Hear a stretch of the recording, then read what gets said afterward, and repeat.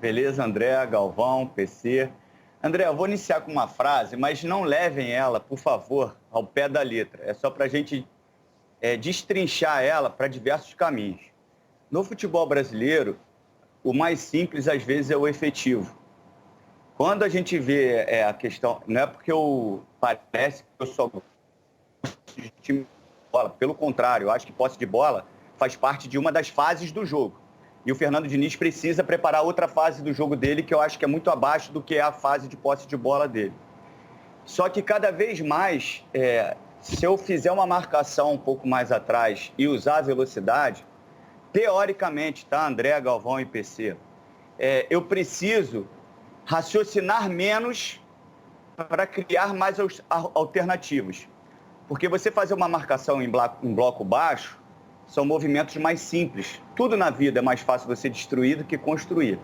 Quando eu me proponho a jogar dentro de um campo do adversário, onde tem 10 jogadores lá plantados, eu, como treinador, tenho que quebrar minha cabeça o tempo inteiro para criar movimentos para que eu consiga furar esse bloqueio. Isso é muito difícil, André. Isso é muito difícil, porque eu acho agora que a tendência do futebol não brasileiro e mundial é que a gente tenha um jogo muito mais, num linguajar mais acadêmico, reativo, de transição, do que um jogo que jogue dentro do campo do adversário. Porque é muito difícil. Agora, dentro desse jogo que o Abel propôs, ele é perfeito, André. Esse time do Inter, ele joga com conceitos do Abel, não tem nada do Cudê. Ele transformou o Internacional e com um ótimo desempenho dentro dessas ideias. Ele consegue não esperar o adversário errar, mas ele provoca o erro do adversário e aposta na velocidade, principalmente desses 5 homens de frente, para ter uma transição que poucas equipes têm. Ele usa o Yuri Alberto, que para essa função vai ser muito mais útil que o Galhardo, porque o Luiz Alberto faz parte de uma marcação de linha de 5 da frente, com os 4 homens de meio, Edenilson, Patrick, Caio e Praxedes. E quando tem uma válvula de escape, como foi o último gol do Yuri Alberto, ele precisa de velocidade e ele tem. Então a proposta do Abel é muito clara e muito bem treinada. E me surpreende, André, só me alongando um pouquinho, não pela capacidade do Abel, não, muito pelo contrário. As críticas, quando foram feitas para o Abel, nesse período recente de alguns clubes, se elas foram respeitosas e dentro do campo, para mim ela é válida. Se eu avalio o jogo, os princípios do jogo, como foi o comportamento da equipe, se é uma crítica com respeito e avaliando o campo, ela é válida. Quando ela ultrapassa isso para termos pejorativos, para incluir algo que não faz parte do futebol, é falta de respeito, como o Galvão falou. Então, as minhas críticas lá atrás, ou pouco recente, para o Abel, foram críticas do jogo, do que eu via as equipes apresentando. E aí ela tem um contexto todo, por todo o problema familiar que o Abel passou, pelo Cruzeiro, que era um time completamente desmontado, e ele apostou e acreditou e deu errado, o Vasco também com muitos problemas. Mas é um cara que sempre merece o respeito e está provando que tem diversas formas de você jogar futebol e muito bem. Mas esse é o nosso papel, Pedrinho. Se a gente entender que o trabalho é ruim, a gente fala que o trabalho é ruim. Não, mas, se a gente entender que o trabalho é bom, a gente fala que o trabalho é bom. Esse é o nosso papel. Claro, com respeito, claro, né, André? Claro. Se você disser que o trabalho é ruim, que o trabalho é bom, como o Pedrinho disse. Mas eu ouvi muita coisa. Esse velho não tem mais nada para fazer. Está superado. Verdade. Verdade. Não se analisa a capacidade das pessoas pela idade, pelo tempo de trabalho, por aquilo que já fez. E tem muita gente, por isso eu chamo os jovens cavaleiros do Apocalipse, né, os 4 cavaleiros do Apocalipse, é uma coisa muito pesada, vem lá das coisas bíblicas lá atrás. Um é a morte, outra a doença, outra a desgraça, etc, etc, etc. Por isso que eu tenho usado essa expressão. Mas é isso que ele diz, com respeito. E eu queria entrar... Eu fico encantado com as análises táticas do Pedrinho. Ele tem uma capacidade disso absolutamente espetacular. Parabéns, viu, Pedrinho? É muito bacana. Obrigado. Te ouvir falar Vindo de você é uma honra. Falar dessas análises táticas. Mas eu fiquei com coceira na hora que você falou assim, você falou aqueles números, e eu disse assim, não sei se para o Pedrinho interessa, quase que eu entrei, mas não entrei, porque educado que sou, tinha que deixar de falar o boa tarde dele. Mas quase que eu entrei para dizer o seguinte, para mim não interessa quase nada. Porque exatamente pelo que ele explicou, cara.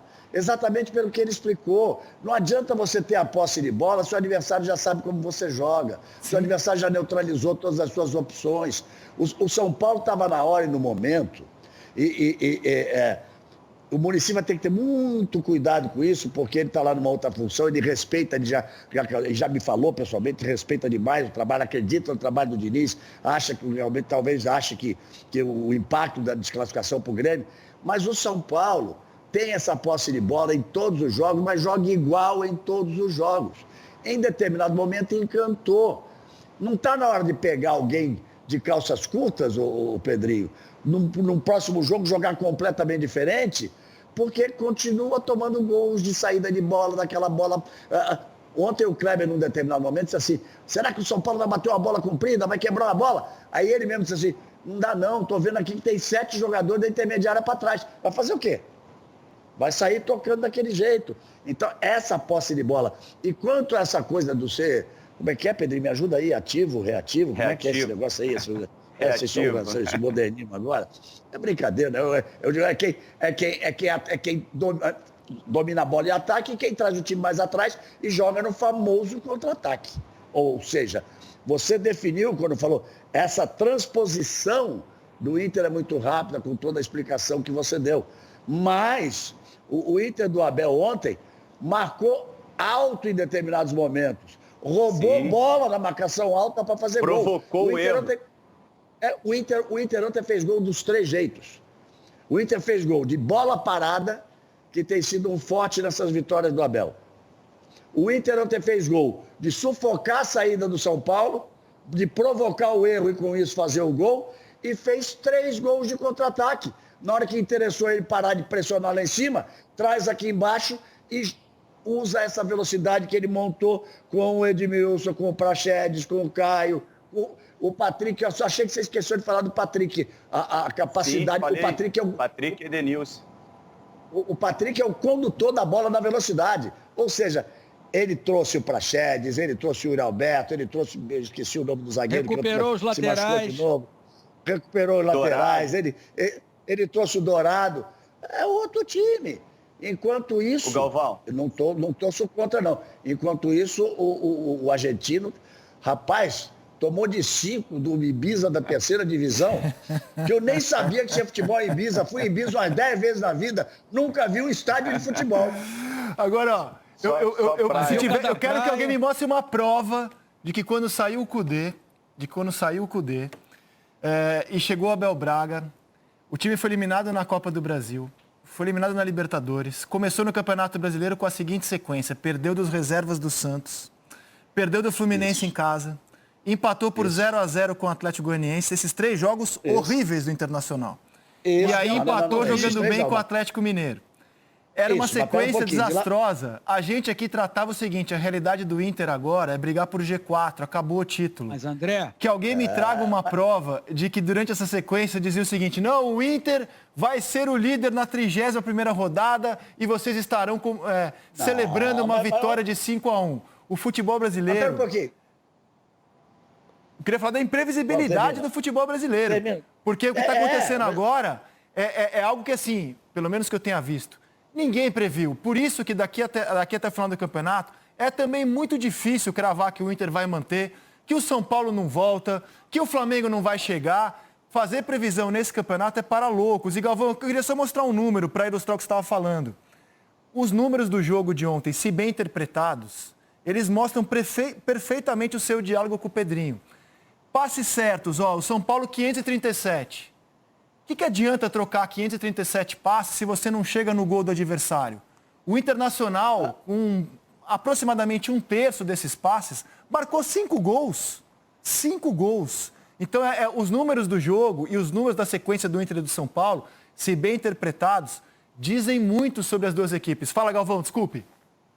Não, desculpe a mim que estava te interrompendo. Eu ia fazer uma brincadeira. Eu tento trabalhar com bom humor. Eu ia fazer uma brincadeira. Nós não somos a cigana que joga as cartas, nós não olhamos em bola de cristal e não acho que a gente está aqui para ninguém, claro que ninguém poderia, a gente não consegue fazer previsões. E você se lembra que eu falo a quase todo o programa, é o campeonato capoeira, que passa rasteira na gente todo dia. Ninguém, o Inter é campeão? Não. Você mostrou ali a liderança, quais são os 3 times com o maior tempo de liderança? Não por coincidência, são os 3 que estão nas 3 primeiras posições. Inter, São Paulo e Galo. O Inter, o São Paulo e Atlético Mineiro. Inter, São Paulo e Galo. Então, aí tem uma certa lógica. Agora, está inteiramente aberto. A hora que você mostrar a classificação, você vai ver que Flamengo e Palmeiras hoje vão decidir quem é que vai entrar na briga de verdade. Porque o Inter e São Paulo tem 31 jogos, Flamengo e Palmeiras tem 29 jogos. Então, é o 30º jogo deles hoje. Quem é que vai entrar? Quem ganhar vai entrar na briga de verdade. E o Galo está por ali. Olha a classificação. O Internacional tem 59 pontos, mas tem 31 jogos. São Paulo tem 57, mas tem 31 jogos. O Atlético Mineiro tem 54. O empate de ontem não foi bom nem para ele, nem para o Grêmio. Ele tem 54. Ele está a 5 pontos e 1 jogo. Quer dizer, pode estar a 2. Flamengo e Palmeiras, que tem Flamengo 52 e Palmeiras 51, tem 2 jogos a menos que Internacional e São Paulo. Então, aí, esse jogo de hoje esse jogo de hoje é fundamental para essa briga que vai até o fim. Ninguém pode, eu nunca coloquei nunca coloquei turbante e fui olhar na bola de cristal. Eu nunca pretendo fazer isso, porque é impossível para qualquer um de nós, né? Domingo tem Grenal e sábado tem São Paulo e Curitiba em casa. O PC por anos fez crônicas de jogo para jornal. PC, queria rodar os melhores momentos.